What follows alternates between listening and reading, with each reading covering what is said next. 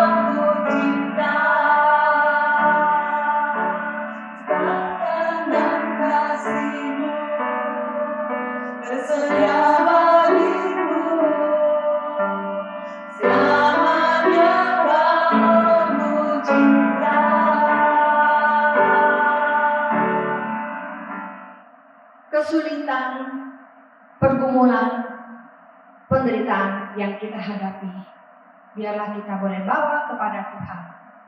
Kita akan menaikkan beberapa pokok doa, namun sebelumnya, saudara, kita akan menyanyikan satu pujian. Jiwaku tenanglah, seperti penyanyi, seperti pengarang lagu ini. Di dalam kesulitan kehidupannya, dia mengatakan kepada Tuhan, jiwaku tenanglah.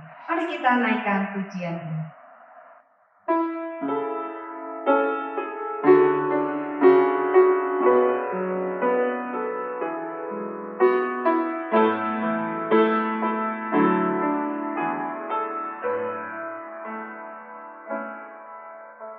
Suatu hidupku tenang.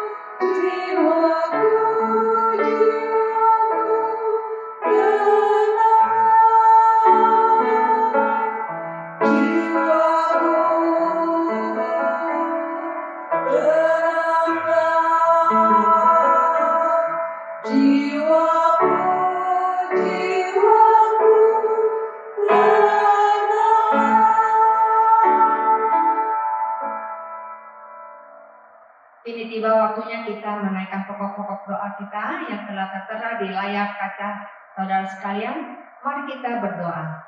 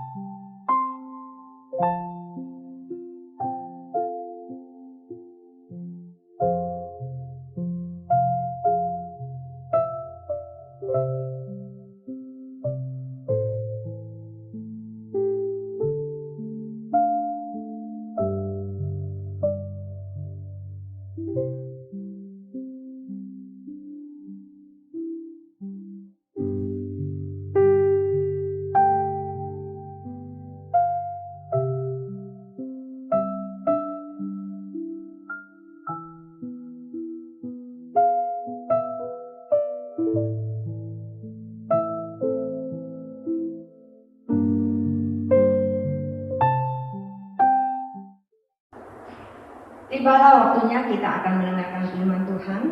Firman Tuhan adalah iya dan amin. Kita akan membawa setiap pergumulan kita di dalam terang firman Tuhan. Ku melupakan apa yang di belakangku. Marilah kita menyanyikannya.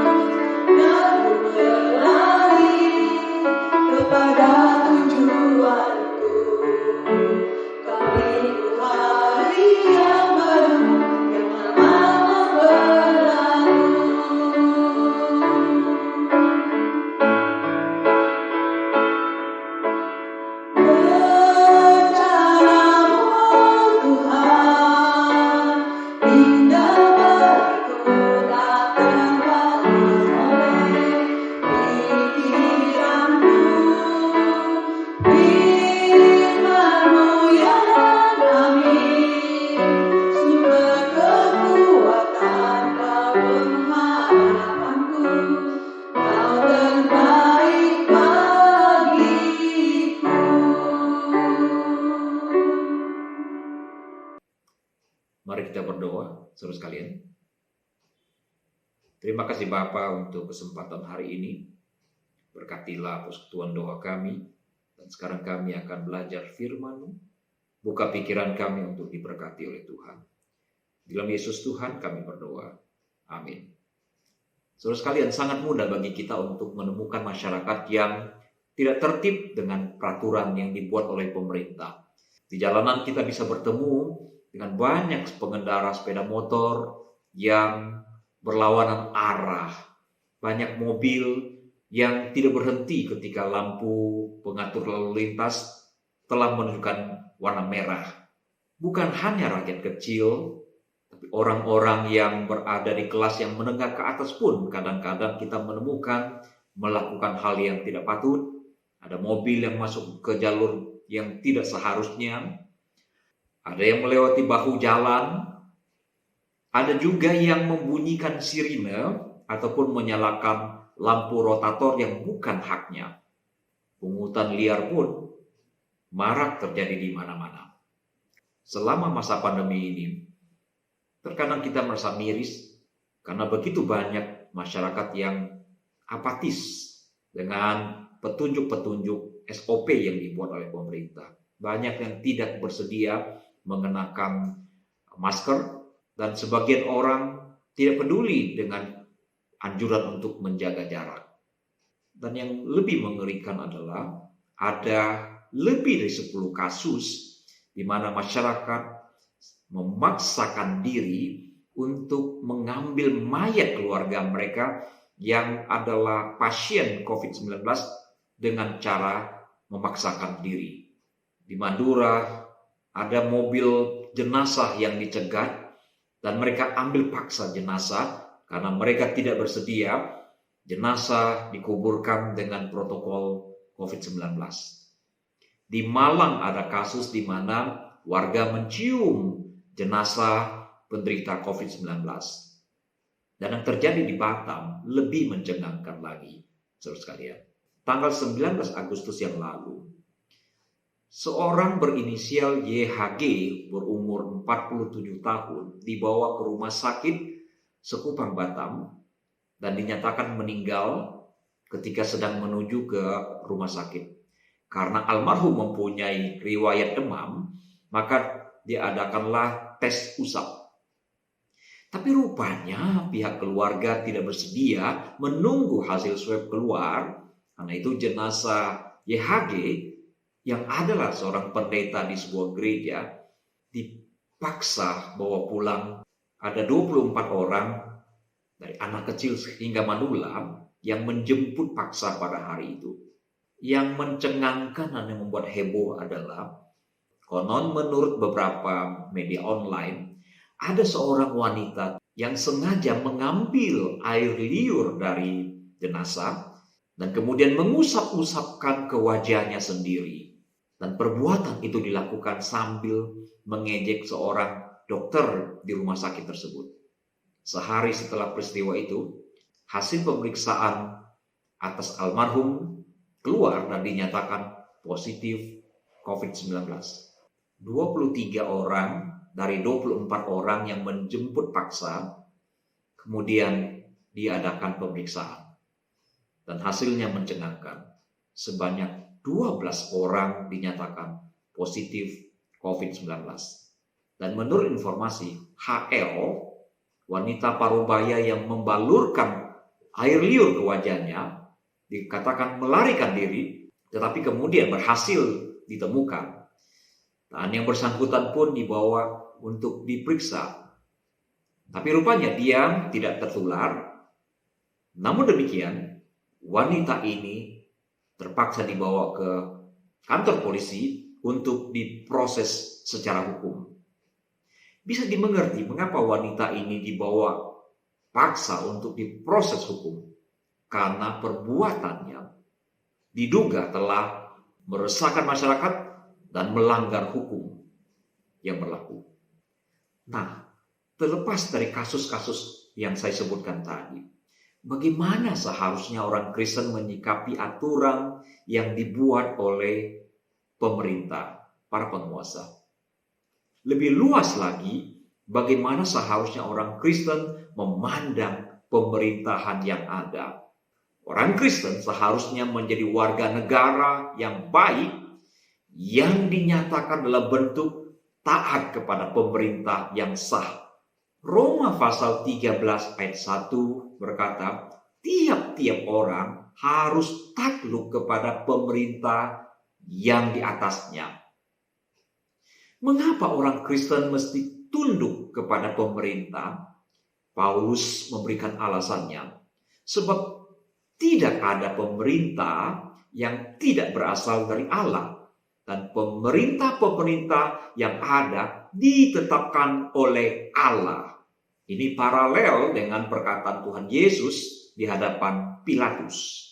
Yesus berkata, engkau tidak mempunyai kuasa apapun terhadap aku, jika kuasa itu tidak diberikan kepadamu dari atas. Perhatikan, Pilatus, dia mendapatkan posisi itu karena diberikan dari atas. Mengapa orang Kristen harus tunduk kepada pemerintah? Paulus menyampaikan alasan yang kedua. Dalam Roma 13 ayat kedua dikatakan, sebab itu barang siapa melawan pemerintah, ia melawan ketetapan Allah. Dan siapa yang melakukannya akan mendatangkan hukuman atas dirinya. Sebab jika seorang berbuat baik, ia tidak usah takut kepada pemerintah. Hanya jika ia berbuat jahat. Maukah kamu hidup tanpa takut terhadap pemerintah? Perbuatlah apa yang baik dan kamu akan beroleh pujian daripadanya. Orang Kristen tidak hanya diajarkan taat pada firman Tuhan, tetapi juga diajarkan taat kepada pemerintah. Ayat yang paralel dapat kita temukan dalam 1 Petrus pasal kedua ayat 13. Petrus berkata, tunduklah karena Allah kepada semua lembaga manusia, baik kepada raja sebagai pemegang kekuasaan tertinggi, ayat 14, maupun kepada wali-wali yang diutusnya untuk menghukum orang-orang yang berbuat jahat dan menghormati orang-orang yang berbuat baik. Jelas Paulus mengatakan, siapa saja yang melawan pemerintah adalah melawan ketetapan Allah, dan akan ada konsekuensi yang akan mengikuti siapa yang melawan ketetapan pemerintah. Alasan ketiga adalah karena pemerintah adalah hamba Tuhan, hamba Allah untuk kebaikan warganya, untuk kebaikan kita semua. Nah, Paulus katakan, tetapi jika engkau berbuat jahat, takutlah akan dia. Karena tidak percuma pemerintah menyandang pedang. Pemerintah adalah hamba Allah untuk membalaskan murka Allah atas mereka yang berbuat jahat. Jelas di sana dikatakan pemerintah adalah hamba Allah yang Tuhan tetapkan untuk kebaikan semua orang. Pemerintah adalah hamba Allah untuk menyatakan murka Allah atas orang-orang yang melakukan kejahatan. Karena pemerintah adalah hamba Allah, maka pemerintah harus melayani kepentingan Allah. Nah, sekarang bagaimana kalau ada pemerintah yang bertolak belakang dengan kehendak Allah. Inilah batasan untuk pemerintah. Mereka harus mewakili Tuhan untuk mengatur segala sesuatu demi kebaikan warganya. Dan jika pemerintah gagal memenuhi tuntutan ilahi ini, maka orang Kristen harus lebih memilih untuk taat kepada Allah daripada pemerintah. Seperti yang para rasul katakan, Kisah Para Rasul pasal 4 ayat 19. Petrus dan Yohanes berkata, silakan kamu putuskan sendiri. Mana yang benar di hadapan Allah? Taat kepada kamu atau taat kepada Allah?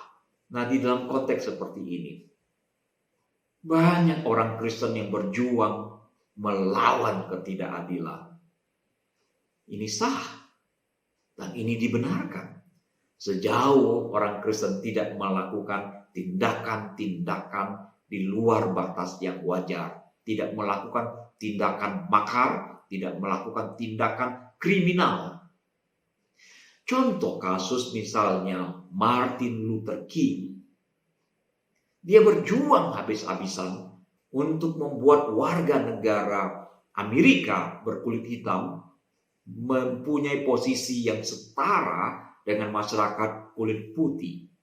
Pada mulanya, masyarakat kulit hitam di Amerika adalah budak yang didatangkan dari benua Afrika. Nah, di dalam praktek kehidupan mereka menjadi budak dan mereka direndahkan sedemikian rupa. Selama berabad-abad, mereka direndahkan. Segala sesuatu dibuat menjadi berbeda. Orang kulit putih dan kulit hitam tidak boleh berada dalam satu ruangan yang sama, termasuk di gereja sekalipun dipisahkan. Di restoran mereka tidak boleh berada dalam ruangan yang sama, di sekolah dipisahkan, termasuk naik kendaraan umum sekalipun harus dibedakan. Ada banyak peristiwa yang terjadi yang sangat-sangat menyedihkan. Dan itu menimbulkan perlawanan. Dan yang paling terkenal adalah perlawanan yang dilakukan oleh Martin Luther King, seorang pendeta baptis pada waktu itu. Martin Luther King melakukan perjuangan dan dia terinspirasi oleh Mahatma Gandhi yang melakukan perjuangan tanpa kekerasan. Sementara Mahatma Gandhi sendiri terinspirasi oleh Tuhan Yesus Kristus. Perjuangan Martin Luther King tidak sia-sia. Ia melakukan banyak sekali kampanye-kampanye. Sampai satu saat dia kumpulkan sekitar 200.000 orang untuk mendengarkan pidatonya.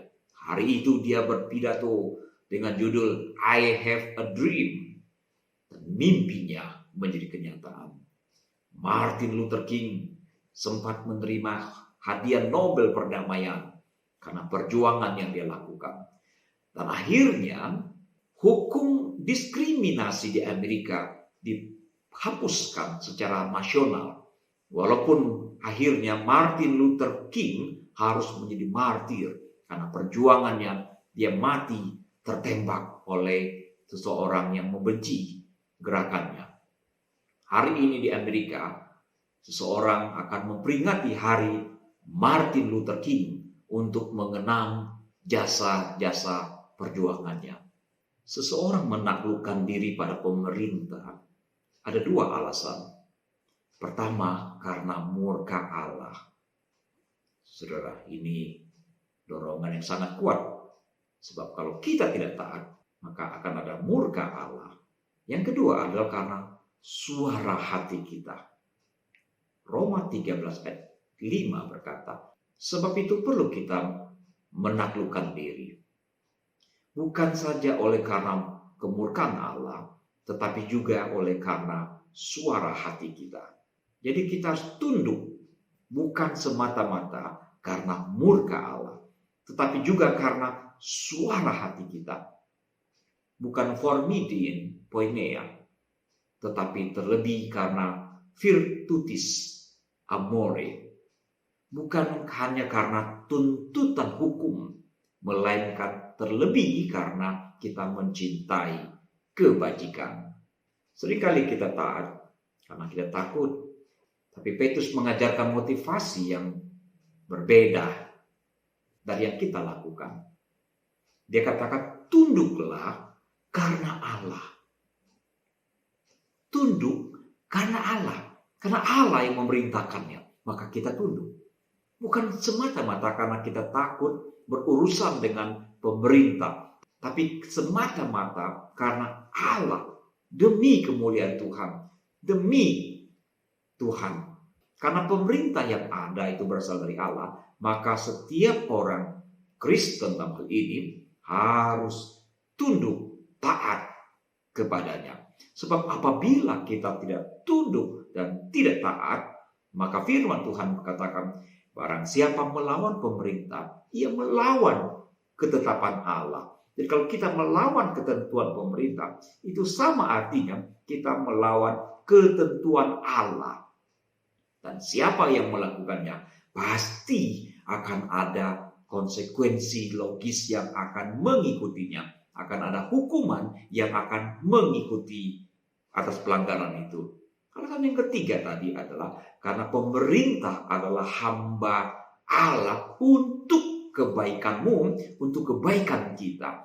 Jadi sebetulnya pada waktu kita menaati peraturan yang ada, yang dibuat oleh pemerintah, itu semua adalah demi kebaikan kita. Kalau itu semua untuk kebaikan kita, mengapa kita tidak menaatinya? Paulus menutup bagian perikop ini dengan kata-kata, itulah juga sebabnya, maka kamu membayar pajak. Karena mereka yang mengurus hal itu adalah pelayan-pelayan Allah. Bayarlah kepada semua orang yang harus kamu bayar. Pajak kepada orang yang berhak menerima pajak. Cukai kepada orang yang berhak menerima cukai. Rasa takut kepada orang yang berhak menerima rasa takut. Dan hormat kepada orang yang berhak menerima hormat. Persis ajaran Tuhan Yesus ketika ia ditanyai tentang membayar pajak. Itulah contoh implementasi bagaimana seseorang menjadi warga negara yang baik. Dengan pengajaran yang begitu jelas, maka seharusnya setiap orang Kristen menjadi warga negara yang baik. Di tengah pandemi ini, mari saudara kita belajar mendengarkan apa yang menjadi anjuran pemerintah bagi kita. Karena semua itu untuk kebaikan kita. Anggaplah apa yang menjadi petunjuk pemerintah. Sejauh itu tidak bertentangan dengan akal sehat, dengan kebenaran. Anggaplah itu sebagai petunjuk Tuhan bagi kita di tengah kondisi berbahaya seperti sekarang ini. Semua peraturan yang dibuat sejauh untuk kepentingan dan kebaikan bersama, mari kita ikuti, mari kita taati. Dengan cara seperti ini, kita akan menjadi warga gereja yang baik, sekaligus menjadi warga negara yang terpuji. Tentu masih ada banyak hal lagi yang harus kita lakukan. Marilah kita bersama-sama belajar disiplin, menaati peraturan yang dibuat oleh pemerintah untuk kebaikan kita. Tuhan berkati saudara sekalian. Terima kasih Bapak untuk ayat firman Tuhan yang mengajari kami untuk menjadi warga negara yang baik. Sekiranya selama ini kami lalai di dalam banyak hal, tidak menjadi warga yang baik, Tuhan tolong kami agar semakin hari kami menjadi warga yang taat hukum, taat peraturan yang dibuat oleh penguasa, pemimpin kami, baik pemimpin lokal maupun pemimpin nasional. Demi Yesus Tuhan kami naikkan doa kami. Amin.